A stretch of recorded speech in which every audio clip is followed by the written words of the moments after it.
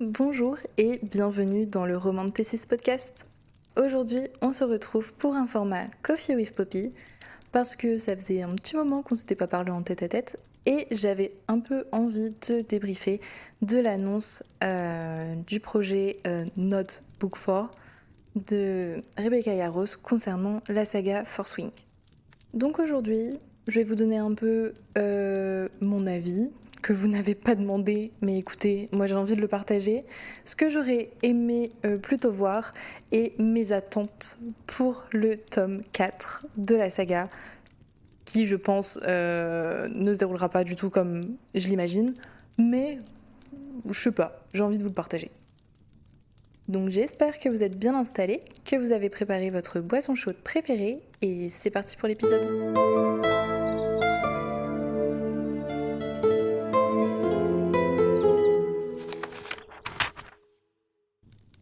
Avant de commencer l'écoute de cet épisode, je tiens à vous avertir qu'il comprendra des spoilers concernant la saga Fourth Wing, donc si vous ne l'avez pas fini, revenez plus tard et allez écouter l'épisode 1 qu'on a fait justement sur Fourth Wing.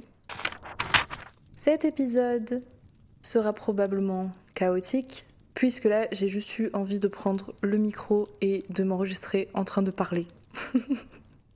Mais pas de parler de n'importe quoi, puisqu'on va parler de la saga Fourth Wing, que vous savez que j'affectionne énormément, même si là, plus je lis des choses nouvelles, de romantasy, de fantasy, plus je me rends compte qu'il y a pas mal de trucs qui vont pas dans cette saga, mais c'est pas le propos, ça n'enlève pas le fait que j'adore ces livres et que je lirai le prochain, malgré le fait que j'ai été énormément déçue du tome 3. Pourquoi j'ai été déçue du tome 3 ? Je pense que c'est comme tout le monde. C'était quoi cette fin ? Franchement, j'ai juste eu l'impression qu'elle nous mettait du suspense ou un plot twist pour en mettre un, mais que c'était vraiment pas justifié, c'était pas du tout amené. J'ai été hyper déçue. Mais bref, j'ai envie qu'on parle de l'annonce de la nouvelle qui s'appelle Threshing Day, qui concerne la journée du battage, en gros. Donc je pense pas que vous ayez raté l'information, mais au cas où, cette nouvelle devrait comporter 13 histoires où on va suivre la journée du battage pour plusieurs personnages. En soi, pourquoi pas ? En vrai, le fait qu'elle ait annoncé qu'il y aurait aussi les points de vue des dragons, ça me hype un peu. Mais honnêtement, j'ai juste du mal à comprendre dans l'histoire de la saga qu'est-ce que ça va nous apporter.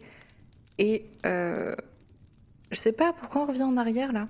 On peut pas avancer et avoir des nouveaux éléments pour comprendre la suite ou annoncer la suite. Je vais pas mentir, moi je m'en fous un petit peu de savoir comment s'est passée la journée de battage pour les autres personnages. Mais bon, je vais lire quand même, hein. Je vais l'acheter, je vais le lire. Mais franchement, je sais pas, je trouve, en fait, j'ai l'impression que ça fait un peu écrire une nouvelle histoire de vendre sans apporter grand-chose à la saga principale. Ce qui est tout à fait ok, parce que en tant que fan d'un univers, moi j'adore en découvrir un peu plus sur cet univers. Mais je pense qu'en fait, je m'étais tellement fait un film dans ma tête sur cette nouvelle que j'ai été un peu déçue. Bon, déjà, si on refait l'historique, j'étais persuadée jusqu'à un certain point où elle a commencé à faire son puzzle là, sur Instagram, à nous lâcher des indices, que cette annonce aurait été la nouvelle graphique, puisque, enfin le roman graphique, puisque ça avait été déjà abordé quelques mois en arrière. Alors je sais pas si c'est toujours d'actualité ou pas, mais il me semble qu'elle travaillait là-dessus. Bon bref, peu importe. À partir du moment où elle a commencé à faire un peu puzzle avec le décompte et tout, je sais pas, je me suis dit ok, ça va être une nouvelle. Pourquoi pas ? Franchement, si elle me pond une nouvelle du point de vue de Xaden, je serais très heureuse. Parce que moi en fait, avec cette nouvelle, je m'attendais à quoi ? Je m'attendais à ce qu'on ait le point de vue de Xaden et de sa transformation entre guillemets en venin. Je sais pas, les venins dans cet univers, c'est quand même la partie qui est intrigante. Enfin, ok, on lit tous pour les dragons aussi, mais je sais pas, les venins, on sait pas tant de choses sur que ça, enfin un petit peu, mais ça aurait été tellement chouette de développer un peu plus cet aspect. Et je m'attendais trop à voir, allez, point de vue de Xaden, à partir du moment où il a... j'ai perdu le terme, super. Et bref, où il a puisé le pouvoir à la source et toutes les étapes un peu de la transformation et son combat intérieur avec le fait de ne pas devenir un venin. Surtout que lui, il a un peu perdu espoir quand on lit le tome 3.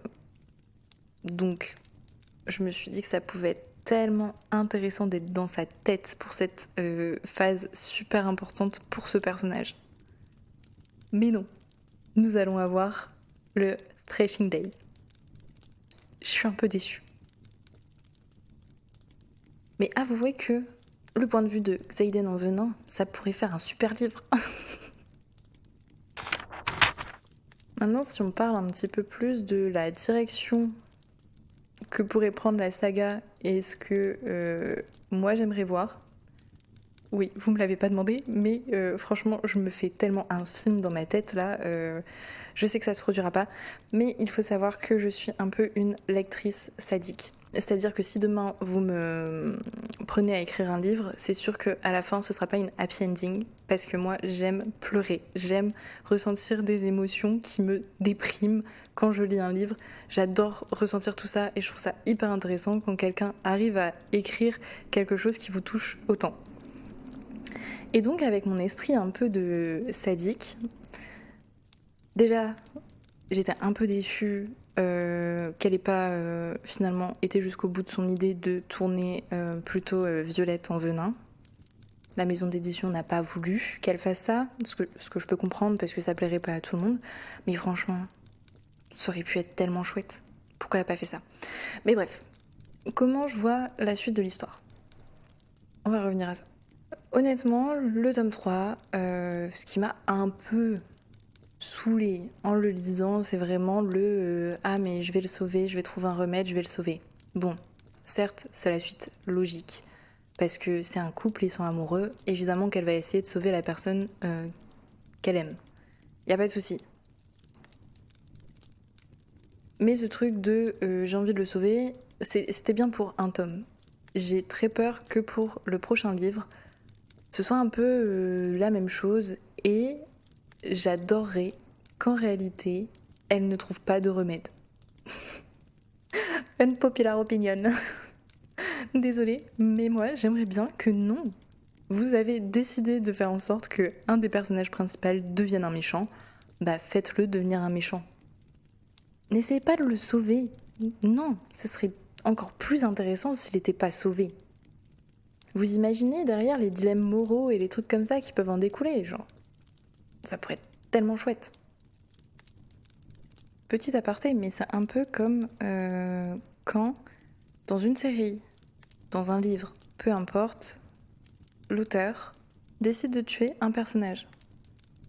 Ok, mais ne le faites pas revenir, s'il vous plaît. Allez jusqu'au bout de votre idée. Le personnage est mort. Il est mort. Point, c'est fini. Je sais pas si vous avez regardé la série Supernatural. J'ai grandi avec Supernatural, je suis un peu fan de cette série, même si je sais qu'elle est pas bonne. Mais arrêtez de faire constamment revenir vos personnages qui sont morts. Donc là, c'est la même chose. T'as décidé de faire en sorte que ton personnage devienne méchant. Fais en sorte que ton personnage soit un vrai méchant. Encore mieux, alors déjà oui, j'aimerais que Xaden ne soit pas sauvé. Parce que je pense pas voir se produire dans cette saga parce que je pense qu'elle va quand même vouloir faire en sorte que les fans ils soient pas déçus et je sais pas ce que vous en pensez. Peut-être que vous voulez à tout prix que Xaden soit sauvé, mais moi c'est pas mon cas. On peut en débattre. N'hésitez pas à réagir à tout ce que je dis et à commenter. On peut en parler. De toute façon, on est là pour ça. Mais le truc que j'aimerais d'autant plus, c'est que justement, Violette, en essayant de sauver Xaden, elle aussi tombe dans le camp des venins, on va dire. Et qu'en fait, à la fin, on se retrouve avec un couple de méchants. Et c'est la clique de potes qui vont essayer de faire quelque chose. Ou alors c'est juste la destruction du monde total. Mais moi j'ai envie d'un truc chaotique en fait. Ça va pas se produire, hein. Je le sais. Mais juste imaginez ce qu'on pourrait faire avec tout ça. Mais par pitié, j'espère juste qu'elle ne sauvera pas Xaden sur le prochain tome. Même si elle décide de ne pas en faire un méchant pour tout le reste de la saga, parce que normalement il est censé avoir 5 livres, ok, mais juste ne le sauve pas sur le prochain livre et laisse-lui avoir une vraie phase méchant où à chaque fois on a confrontation entre Violette, ses amis et Xaden. Et si on pouvait avoir aussi des petits points de vue des autres, ça pourrait être sympa. Genre voir comment ses amis de longue date ou son cousin réagissent face à cette situation. Parce que même Bodhi, on connaît pas grand chose de lui. Si elle pouvait développer un petit peu plus aussi ces personnages-là, par la suite, ça pourrait être très chouette. Après, je la vois mal faire carrément un switch et nous faire plusieurs chapitres, différents points de vue. Mais pourquoi pas? Je sais pas, hein. Mais je sais pas, vous devez aussi avoir envie d'en connaître un peu plus sur les autres, non? Mais moi, en fait, je suis là pour la vilaine era de Xaden. C'est ce que je veux voir. Une vraie. Parce que dans le tome 3, je m'attendais vraiment à ce que, vous savez, hop, c'est bon, il devient venin. Enfin, forcément, il y a une transition, il y a des différents stades, etc. Mais je m'attendais vraiment à ce qu'on le voit en mode méchant. Et en fait, non. C'était juste, bon, bah, il essaie plus vraiment de se battre. Il est ok avec le fait qu'il va devenir venin, plus ou moins. Mais, en fait, c'était encore le Xaden d'avant. C'est juste que maintenant, il devait faire attention de ne pas puiser à la source et puiser les pouvoirs des autres. Ça n'a pas changé grand-chose. En tout cas, je sais qu'on n'a toujours pas d'annonce pour le prochain tome. Mais je préfère qu'elle prenne son temps pour l'écrire pour pas qu'on ait un Onyx Storm bis. Mais je sais pas, vous, qu'est-ce que vous pensez justement de cette annonce de la nouvelle? Est-ce que c'est un truc qui vous hype quand même? Bon, j'ai vu énormément de gens réagir en disant oh, mais ça veut dire qu'on va avoir le point de vue de Liam et qu'on va revivre ce traumatisme de l'avoir perdu.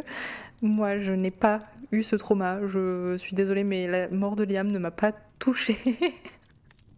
Mais en fait, cet épisode, c'est moi qui... Vous vous rendez compte que je suis une grosse connasse? Un peu. Ouais, je sais pas ce que ça va donner. Hein.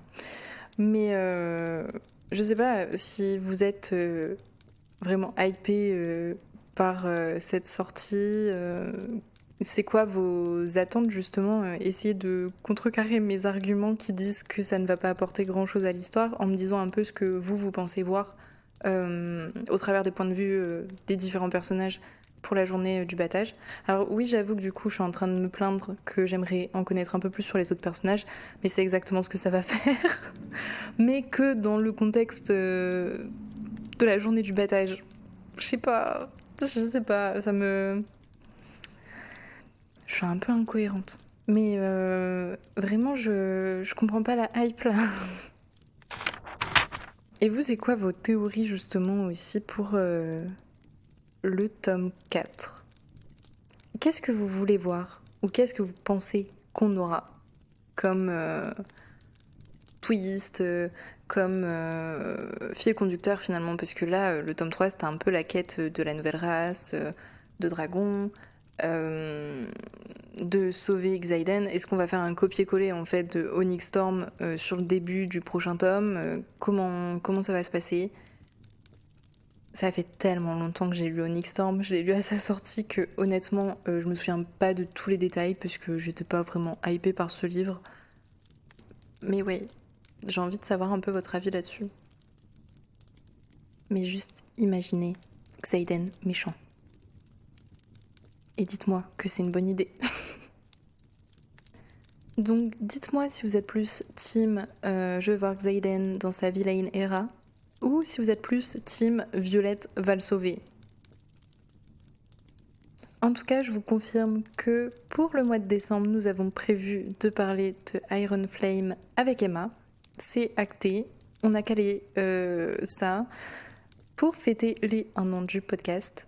Donc vous aurez enfin la suite de cet épisode qu'on me réclame et qui a eu énormément d'écoute sur le premier volet. Je sais que vous aimez tous énormément Force Wing, et nous aussi. Donc c'est avec plaisir qu'on va vous en parler pour le 2e tome. J'attends donc vos retours face à mes questions en commentaire. Puis on se dit à dans 2 semaines pour notre épisode sur Quicksilver. En attendant, à bientôt!